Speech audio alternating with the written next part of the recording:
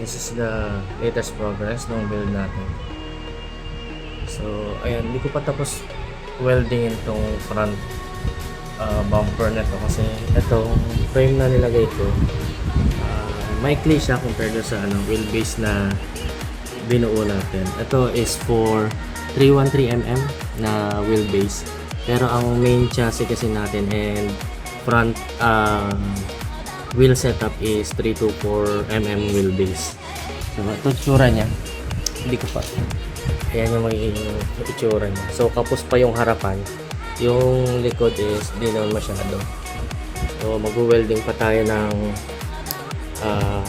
extension itong front frame niya or bumper. Lagyan natin ng medyo enclosure tong engine natin or motor gearbox. So, okay. Wala pa siyang seat, puro cables and wirings pa lang and battery yung kita sa loob. Gumagana naman siya, roll naman.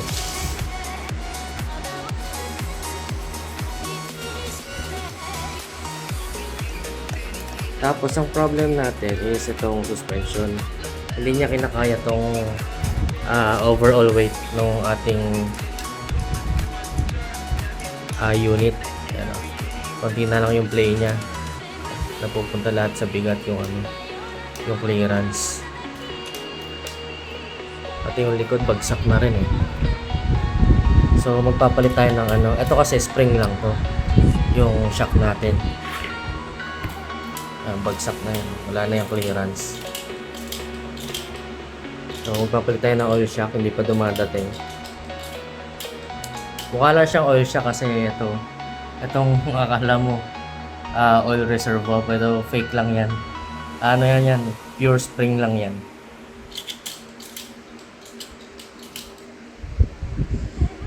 So ayun, sa next video natin is magpalit tayo ng shock, and then hindi ko pa alam kung kailan ko matatapos yung body na yan.